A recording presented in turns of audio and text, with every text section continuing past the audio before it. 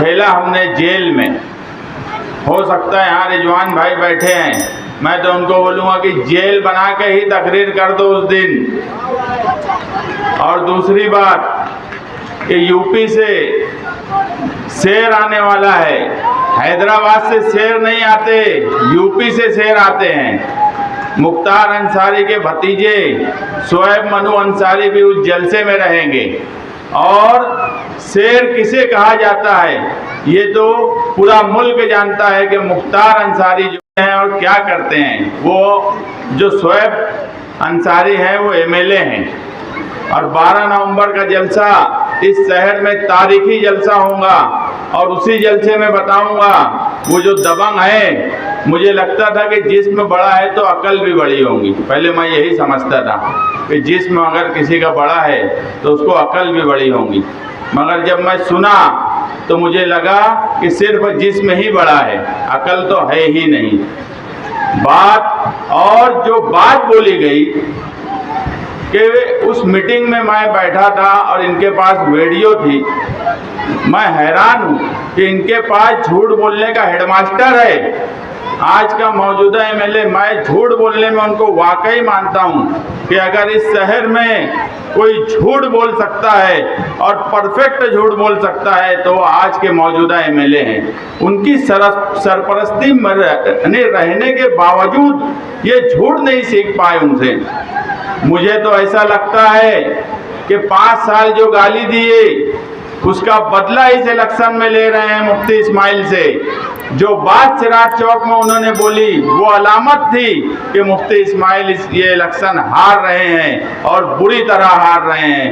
پورے شہر میں آج کہیں پر بھی ان کے لوگ کام کرتے ہوئے نہیں دکھتے, ان کے لوگ پورے شہر میں کہیں نہیں ہیں, بری طرح الیکشن ہار رہے ہیں. یہی وجہ ہے کہ سراج چوک میں جس طرح کی تقریر کی گئی اور جس طرح کی بات کی گئی, 12 نومبر اس شہر میں, اس شہر کے لوگوں کے لیے وہ کالا دن تھا کہ آپ یقین مانو کہ اس شہر میں اتنا خوف کبھی ماضی میں نہیں رہا جو 12 نومبر کے وقت میں رہا. 12 نومبر کا جلسہ سننے کے لیے آپ ہزاروں کی تعداد میں اپنے ساتھیوں کے ساتھ آئیے. انشاءاللہ 12 نومبر کی پوری کہانی بتائیں گے. اور جو لوگ کمپاؤنڈ والے بڑے بڑے دعوے کرتے تھے, انہوں نے 12 نومبر کو کیا کیا, 12 نومبر کی حقیقت کیا تھی, اور 12 نومبر کو 120 پلاننگ کیوں لگی, یہ ساری حقیقت 12 نومبر کے جلسے میں ہی بتایا جائے گا. آپ 12 نومبر میں جو بھی مظلوم لوگ تھے اور 12 نومبر کے جو بھی لوگ رہے ہیں وہ تمام ہی لوگ اس اسٹیج پر بیٹھیں گے, اس اسٹیج پر رہیں گے, کیونکہ جیل کی تکلیف ہم نے سہن کی ہے, کوئی دوسرے نے نہیں. اور اس شہر میں ہم ہی ہیں جو جیل میں جانے کے بعد بھی آ کر اس شہر کے دبدبے کے لیے, اس شہر کی ملی شناخت کے لیے ہم کبھی فرقہ پرستوں کے سامنے جھکے نہیں. ہم ہمیشہ فرقہ پرستوں سے ڈٹ کر مقابلہ کیا, اور یہی وجہ ہے کہ آج ہزاروں کی تعداد میں ہمارے جلسے میں لوگ آ رہے ہیں. آپ تمام ہی لوگوں کا شکریہ. 12 نومبر کے جلسے میں آپ تمام ہی لوگ بڑی تعداد میں آئیے. اور آج جو ہمارے صدر تھے ڈاکٹر ذاکر صاحب, میں ان کا شکریہ ادا کرتا ہوں کہ وہ آج ہماری اس جلسے کی صدارت کیے, میں ان کا شکریہ ادا کرتا ہوں. آپ 12 نومبر کا جلسہ سلام چاچا روڈ پر ٹھیک 7 بجے جلسہ شروع کر دیا جائے گا. اور جو بھی مقرر ہیں برائے مہربانی میں عوام کے درمیان بول رہا ہوں کہ تھوڑا سمجھ بوجھ کر آپ کوشش کریے کہ اس دن 8:30 بجے تک تمام ہی مقرر تقریر کر لیں, تاکہ باہر سے جو لوگ آئے ہیں اور آپ کی جو امیدوار ہے اسے وقت مل سکے, کیونکہ 12 نومبر کا جلسہ کچھ خاص ہونے والا ہے. شکریہ شکریہ شکریہ. وہ جتنی خود نمائی کر رہا ہے خود اپنی جب ہنسائی کر رہا ہے, ذرا سا زور کیا آیا دریا میں سمندر کی برائی کر رہا ہے. ساتھیوں, آج کا یہ جلسہ میں یہاں بیٹھے بیٹھے سن رہی ہوں, مسلسل برادری کی باتیں یہاں چل رہی ہیں, اور برادری کے نام سے لوگوں کو توڑنے, اور اس لیے توڑنے کہ ہم کو اس کا فائدہ مل جائے. ऐसा ही अंग्रेज किया करते थे, डिवाइड एंड रूल। लोगों के टुकड़े करो, उनके छोटे छोटे टुकड़ों में करो, छोटे छोटे टुकड़ों में करने से ताकत टूटती। ये हमारी मिल्ली, हमारी मजहबी ताकत तोड़ने के लिए छोटे छोटे टुकड़े किए जा रहे हैं। और जब हम पर हमला होता है तो टुकड़ों पे हमला नहीं होता, पूरी बिरादरी पर, पूरी मिल्लत पर हमला होता है, और हम उस वक्त उसको बर्दाश्त नहीं कर पाते क्योंकि हम टुकड़ों में होते हैं। ये बिरादरीवाद मालेगांव शहर में लाने वाले वो खानदान के अब्बा थे जिन्होंने अपनी एमएलए की कुर्सी पाने के लिए बिरादरी की शुरुआत की। इस तरह की शुरुआत की ये बोल के कि मालेगांव शहर में अलग अलग तरीके से लोगों को तोड़ा जाता था, लेकिन बिरादरी को कभी कोई फायदा नहीं पहुंचाया। 1999 से मैं सुन रही हूँ कि प्लास्टिक चुनने औरतें जाती हैं, उनको ये बंद होना चाहिए, लेकिन आज तक वही काम कर रहे हैं। एक बार ये तमाशा लाए उनके बेटे कि मैं कालीन की इंडस्ट्री लाऊंगा ताकि लोग, औरतें घर बैठे रोजगार करें। बहुत कालीन बना, गया भी कहीं, लेकिन उसके बाद इलेक्शन जीतने के बाद ना कालीन दिखा, ना कालीन बनाने वाला दिखा। इस तरह लोगों को डराया जाता है। मैंने ये सुना कि यहाँ पर कुरैश बिरादरी की बड़ी तादाद में लोग रहते हैं, तो एक बात याद रखो, हर बिरादरी को एक जैसे हुकूक हो, एक जैसी नुमाइंदगी हो, इसके लिए मुसलसल निहाल साहब ने कोशिश की। मैंने इस इलाके में देखा जहां गौसू मेंबर थे, जनता दल के हार्ड वर्कर, वहीं ईसा दादा भी थे, वहीं हबिया मेंबर भी थे, वहीं सईद टाटा भी थे, और यही बिरादरी के रफीक कुरैशी हो। इन लोगों को निहाल साहब ने ताकत पहुंचाई ताकि सब लोगों को रहनुमाई मिले। अब मैं सुनती हूँ कि लोगों के साथ डराने का काम किया जाता है। कोई जानवर लाता है तो खबरी इनके ही होते हैं, जो किस पुलिस वालों को खबर देते हैं उसका भी नाम मैं बता सकती हूँ। वो टीम आती है, वो टीम इनके जानवर पकड़ के लेके जाती है, उसके बाद उनसे तोड़ी भी होती है, करने वाले भी यही होते हैं।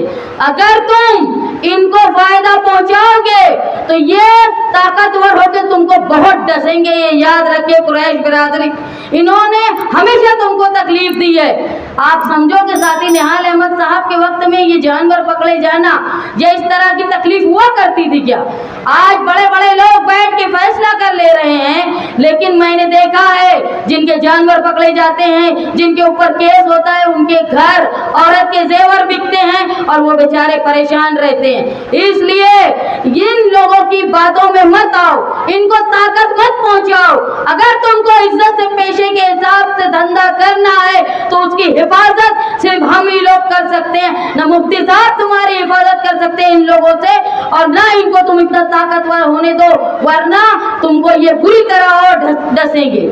आज आप देखो प्लास्टिक वालों का क्या हाल है। प्लास्टिक कारखाने वाले, गिट्टी कारखाने वाले, वो भी बिरादरी के नाम पे जोड़े जाते थे, लेकिन आज उनका हाल ये है कि उनसे 20,000 रुपया हफ्ते के नाम से लिया गया, पावर चोरी के नाम से, और जैसे ही इलेक्शन आया 20-20 लाख रुपए का उनको बिल मिला है।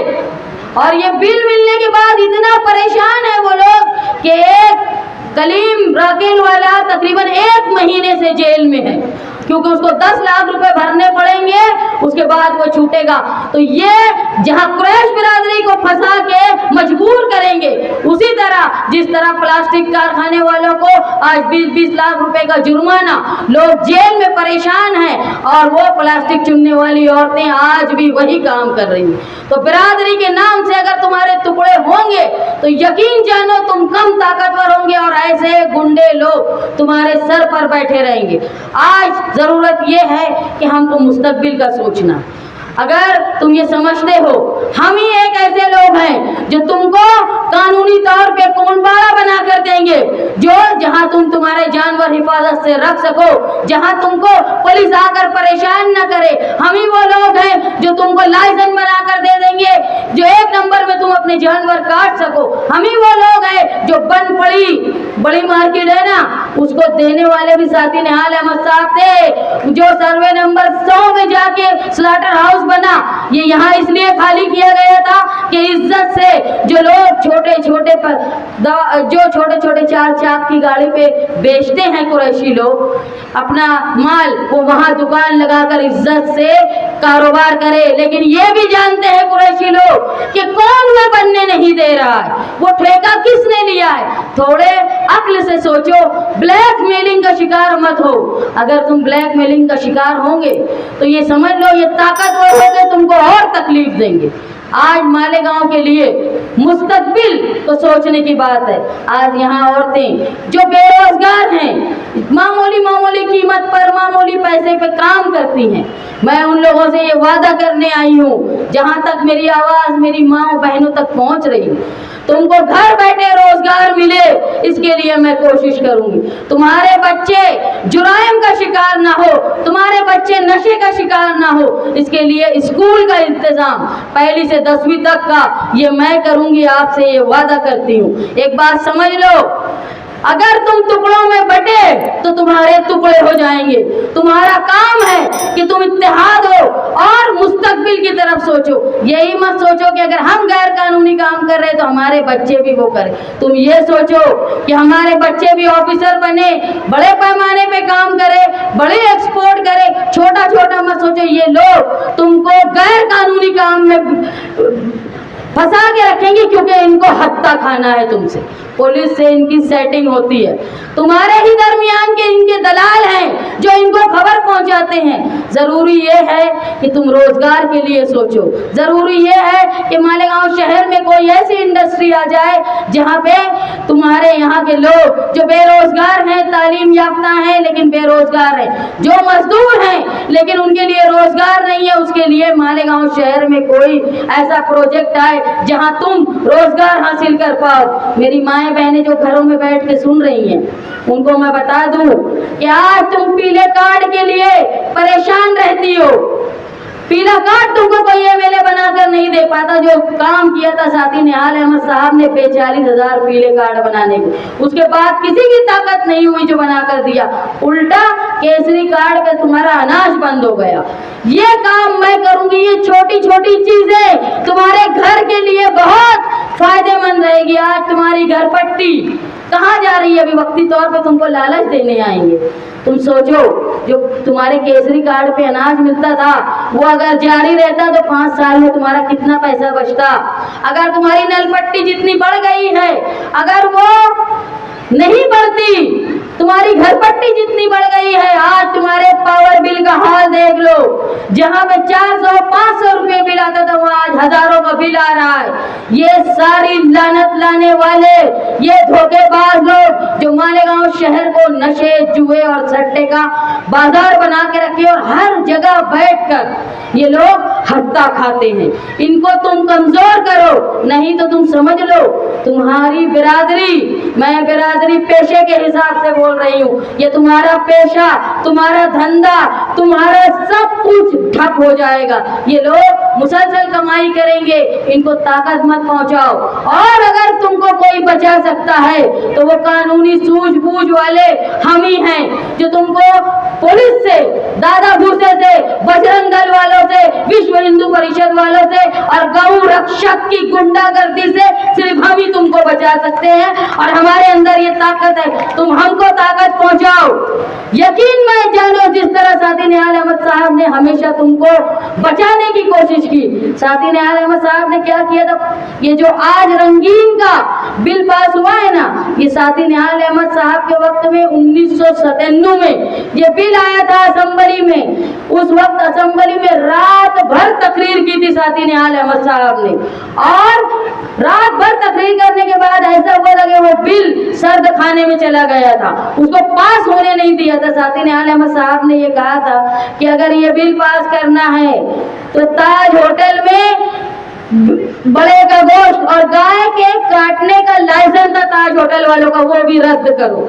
ये साहब ने कहा था, क्योंकि अंग्रेज आते हैं, उनकी मरबूत ग़िज़ा वही थी। निहाल साहब ने ये कहा था, तुम्हारे बाजू वाली स्टेट है गोवा, वहां भी फिर ये बंद करो। ये मुदल्लिल तकरीर करके साथी निहाल अहमद साहब ने तुम्हारा रोजगार बचाने की कोशिश की थी।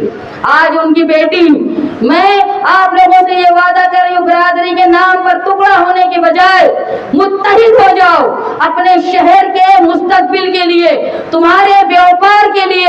आज प्लास्टिक वाले परेशान है, ब्लैकमेल होते रहे इसलिए वो ये हाल में है। अगर वो हमारे पास आते ना तो आज ये 20-20 लाख रुपए का जो उनको चूना लगाया गया है वो आज नहीं लगा होता, आज वो ब्लैकमेल नहीं होते, उनके जो साथी जेल में है वो जेल में नहीं होते। जब जब बकरीद का मौसम आता है तुम हादसे का शिकार होते हो। इससे बचने के लिए ऐसी ताकत के साथ रहो जो तुम्हारे खिलाफ उठने वाली ताकत को कुचल सके, वो सिर्फ हम हैं। आपसे मैं ये वादा करती हूँ कि आपके रोजगार की बका के लिए, आपके घरों की बका के लिए, आपके बच्चों के बेहतर मुस्तकबिल और तालीम के लिए, आपके सेहत व सफाई के लिए जो महकमा, जो हॉस्पिटल हमारा बेकार हो गया उसको दोबारा जिंदा करने के लिए। और दुख की बात यह है, मैं जिस इलाके में खड़ी हूँ ये इस्लामपुरे से लगा हुआ इलाका है। वहाँ की मशहूर शख्सियत हारून अंसारी साहब, उनके नाम से हॉस्पिटल बना और हॉस्पिटल बनने के बाद आज इतनी शिकायत है। मैं ये मानती हूँ हारून अंसारी साहब साथी निहाल अहमद साहब के उस्ताद थे, उनके लीडर थे। ये लोगों ने एक घटिया हॉस्पिटल उनके नाम पर बना के उनके नाम की तजलील की है, उनके नाम की बेहुरमती की है। अगर सही इकरार अकीदत उनको देना था तो बेहतर हॉस्पिटल पूरी फैसिलिटी के साथ बनाया जाता। आज मैं आपसे वादा करती हूँ कि आपके लिए बेहतर हॉस्पिटल, आपके लिए रोजगार, आपका तहफ्फुज़ और कुरैश बिरादरी, आपका तहफ्फुज़ मेरी जिम्मेदारी होगी। किसी के बोलने पे, किसी के ब्लैकमेल करने से तुम डरो मत, तुम मेरा साथ दो। मैं तुम्हारे कानूनी जानवर आने में, तुम्हारी दुकानें चलने में, बकरीद के वक्त तुम्हारे हिफाजत से तुम्हारा पेशा चले, इसकी गारंटी लेती हूँ। और ये गारंटी निहाल अहमद की बेटी की गारंटी है, शान की गारंटी है, याद रखो।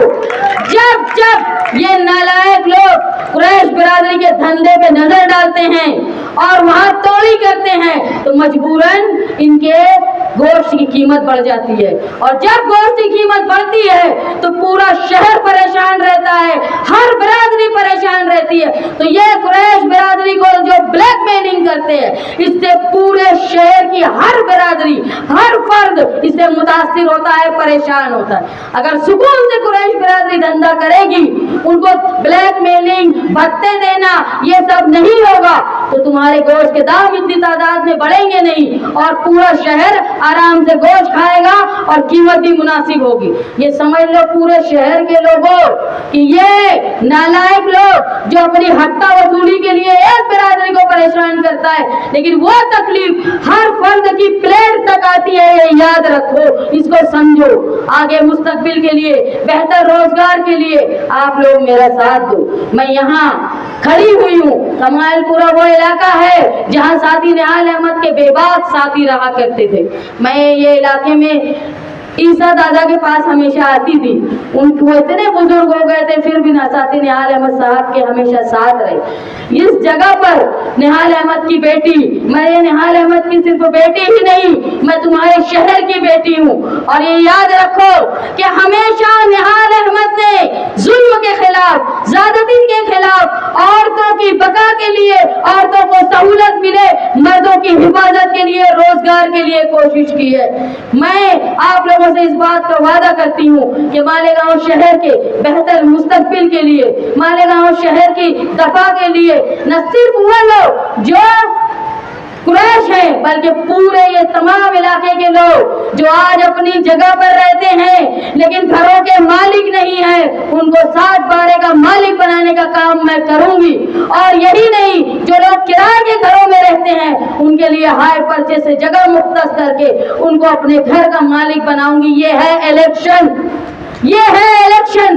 मुद्दों पे इलेक्शन होता है, इसकी तलवार, उसकी बंदूक, उसकी ये इलेक्शन नहीं है। जो लोग बिरादरी के नाम पे, गुंडागर्दी के नाम पे तुमको धोखा दे रहे हैं, कोई मजहब के नाम पे, वो तुम्हारी कौम के दुश्मन है। बात मुद्दों पे होनी चाहिए। चाहिए और मैं मुद्दों पे बात कर रही हूँ। आपसे इस बात का वादा कर रही हूँ कि आने वाले वक्त में आप मेरा साथ दो, और मैं आपसे ये वादा करती हूँ, निहाली वादा, कि तुमने मुझसे जो हक मुझको दोगे, इंशाअल्लाह मैं उस हक पर आप लोगों की उम्मीद से ज्यादा पूरा करने की कोशिश करूंगी। आप लोग मेरा साथ दें। जो इलेक्शन 20 तारीख को हो रहा है उसमें मेरी निशानी साइकिल है, वो साइकिल जो साथी निहाल अहमद साहब चलाया करते थे। मेरी माएँ बहनें जो घरों में मेरी बातें सुन रही है, मैं आपसे वादा कर रही हूँ, आपका तहफ़्फ़ुज़, वो जो नशे का कारोबार करने वाले लोग हैं जिनकी वजह से आज बहन बेटी का बाहर निकलना मुश्किल हो गया है, उसको खत्म करा के आप लोग हिफाजत से घरों के बाहर निकले, इसकी गारंटी मेरी होगी। आपके तहफ़्फ़ुज़, आपकी तालीम, मालेगांव शहर का मुस्तक़बिल और पुलिस की दादागिरी के खिलाफ मैं आपके लिए लड़ती रहूंगी, ये वादा करती हूँ। मेरा निशान साइकिल और वो 6 नंबर बटन जिसको दबा के तुम ये गुनहगार और ब्लैक मेलर जितने हैं उनके छक्के छुड़ा दोगे, ये मुझे यकीन है। याद रखो, मैं निहाल अहमद की बेटी आपसे वादा कर रही हूँ, किसी से डरने की जरूरत नहीं है। एक बात तय कर लो कि कुछ भी हो जाए, जिनको तुमने 10 साल आजमा लिया, जिनको तुमने 15 साल आजमा लिया, अब उनको आजमाना नहीं है, अब मुझे आजमाओ। मैं आपके तहफ़्फ़ुज़ का एहसास रखूंगी, यकीन दिलाती हूँ। आप लोग मेरी बात सुने और मैं ये उम्मीद करती हूँ कि 20 तारीख के दिन आप लोग अपनी ताकत पर, अपने ईमान पर, अपने ज़मीर की आवाज़ पर लब्बैक कहते हुए साइकिल निशान पर वोट देकर मुझे बड़ी कामयाबी दिलाएंगे, इस बात का मुझे यकीन है।